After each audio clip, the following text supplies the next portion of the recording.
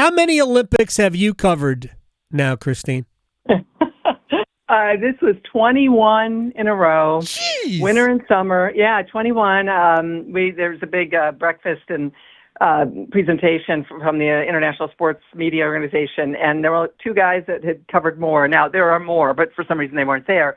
And one started in 64 in Tokyo, and the other started in 72 in Sapporo Winter Olympics. Wow. And they were a lot older. But I was lucky. I started right off the bat in LA in 84, and haven't You were missed one 5. since. I was in kindergarten, exactly. Yeah. And 21 in a row, and just as great as it could be. And Paris was spectacular. The stories, and of course now we still have the scandals usually occur during the Olympics. Now we got the scandal after the Olympics with gymnastics. We did have a scandal during the Olympics, and I hesitate to even bring it up because it brings up so many unfair topics. But let me get to Jordan Chiles. Because that is the one that is still lingering. And so Jordan Chiles, for people who don't know, I actually think that their initial nickname was better than whatever they gave themselves, the Golden Girls, which is very catchy, but FAAFO, which is what Simone Biles said first. They have been together for the most part for a long time, this group.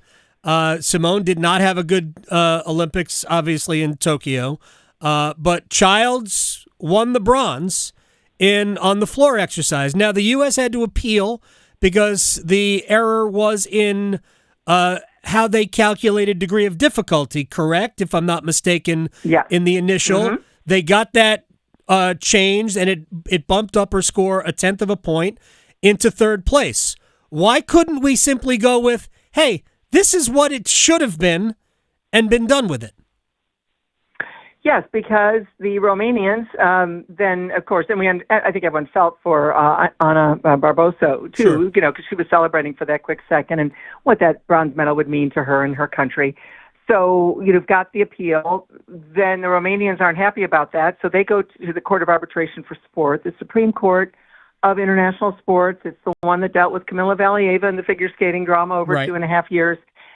They have a ad hoc court, a quick court at the Olympics to deal with anything, doping, any kind of issues, quick, not the 2.5-year delay kind of thing. And so that's a couple of those guys were in my hotel. I kept running into them at breakfast. I know them. They were not on the panel on the this Romanian thing, but 3-judge panel, and they make these decisions. And what happened was, for some unknown reason, they need to get in touch with both parties. And for some unknown reason, they have the wrong email address for everyone at the U.S. Olympic and Paralympic Committee and USA Gymnastics. You cannot make this up. It's the Three Stooges, the gang that can't shoot straight, comedy of errors. I don't know what it is. So for 2 days, the U.S. OPC and USA Gymnastics had no idea that anything was going on. Finally, when the lawyers got the emails, again, I'm not making this up, just a complete dereliction of duty by the CAS, Court of Arbitration for Sport. It was too late for them. They had to hurry and get an appeal together, but it was too late for them to submit any evidence. They were 48 hours too late. So because of the fact they didn't have the right emails, which you would think right then and there, CAS would say, stop, we're going to start the clock, 48 more hours, we've blown it.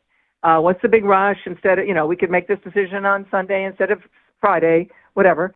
They did not. And they ruled without any evidence, and they ruled in favor of Romania. The U.S. then, of course, said, wait a minute, we've got this video we would have had if we had known you were emailing, but we didn't get it. And the video shows that instead of 1 minute and 4 seconds that the U.S. put in the appeal, it was 47 seconds. In other words, well within the 1 minute. And then it's conclusive evidence, but the Court of Arbitration for Sport didn't use it, Adam. And so here we are, and apparently tomorrow the Romanians are going to hand a bronze medal to Barbosu, while Jordan Chiles has the original bronze medal here in the United States and definitely is not giving it back. Well, I don't blame her. So basically what we're dealing with here is officially in the records, Jordan Chiles will have finished 5th on the floor and not a 3rd, even though she is proudly displaying her bronze medal, and I would bring that everywhere. I would literally bring it everywhere I went for the rest of my life, since it was I fall back on this. What should have happened she should have been the bronze medalist. No offense to the gymnast from Romania. Is there any I want to move off of this, but is there any recourse now in an official way? Like, is there going to be a lawsuit filed where Jordan Chiles could be officially recognized as the bronze medalist? There's one more step for the USOPC and USA Gymnastics, and they will take it. Above the Court of Arbitration for Sport is the Swiss Federal Supreme Court, Swiss Federal Tribunal. And they look at Court of Arbitration for Sport decisions, especially on procedural and technical issues. And boy, oh boy, are there procedural and technical issues with this one. And I wouldn't be surprised at all, obviously, when the Swiss Tribunal rules. So even if Barboso has the bronze medal around her neck come this time tomorrow in Romania, and Chiles has hers, of course, in the United States, I wouldn't be surprised at all if in a few months or whenever that they will literally either switch it, or what they should do and what the Gymnastics Federation should have allowed. U.S. and Romania, Adam, both wanted double bronze. Right. Just give them both. The way in 2002, the story I broke and covered every day, the French judge in Salt Lake City, and that, of course, was, double gold. Just do that. The precedent was set. And the IOC didn't even remember that they had the precedent set, which is kind of amazing. We had the high jump in Tokyo in 2001. The two high jumpers who tied for the gold, right? Didn't they just say, hey, we both won the gold? And they went, hey, that's cool. And they gave them both gold medals, right? Right. I believe so. Yeah, I don't have that one off the top of my head. But, I mean, the precedent for controversy in terms of a week later is exactly the Canadians and the Russians from Salt Lake City, where you actually have controversy, you have a judging concern. Okay. Exactly parallel. Yeah. Okay. The other one is no controversy. Just those guys. I've actually, because it happened again in the high jump this year. Both of those guys had to be exhausted because it was like the 30th attempt at getting over whatever it was, 47 feet, whatever the high jump record is. They were both trying to set it, and they kept lowering the bar. These guys were, I think, had to be exhausted. America ends up with a silver there. All right, so 21 consecutive Olympic Games for you, Christine Brennan, at C. Brennan Sports, USA Today columnist. What was your biggest takeaway from these games? Not in a controversial manner, but who jumped out? I mean, was it the Simone Biles Olympics? Was it the U.S. soccer reemergence as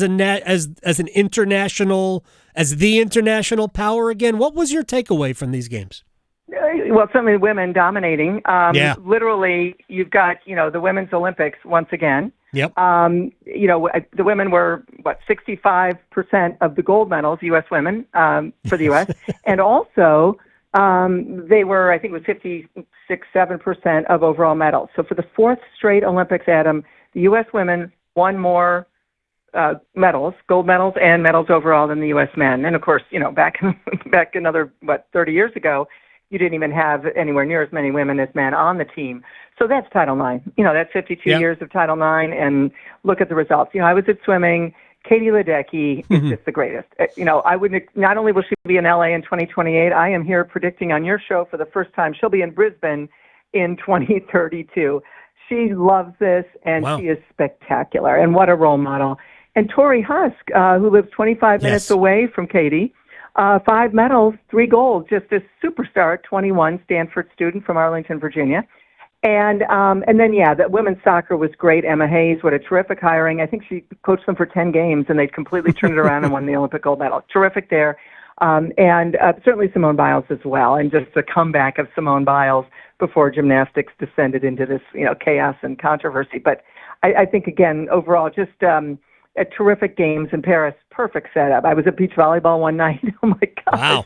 You go to beach volleyball, you don't even care about the beach volleyball. You're just looking at the Eiffel Tower. Right. Spectacular. We will never, the only thing close to that, Adam, was in 2000 in Sydney when the triathlon, when they all dove into Sydney Harbor and they were swimming by the Opera House on that first Saturday morning of the Olympics with the Harbor Bridge.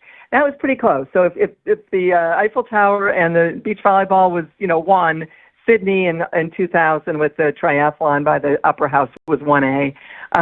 But no, nothing's going to compare to Paris ever in terms of the backdrops and just the beauty, the visual feast that Paris gave us. All right, final thing for Christine Brennan. How does LA top it? I know they say that we're not going to try to outdo Paris, but LA kind of does, like, that's what they do. And it's Hollywood. How does Hollywood not try to outdo Paris? Yeah, maybe they'll have like a movie set in the opening ceremonies. I'm just making this up. No one's told me, but I might suggest it.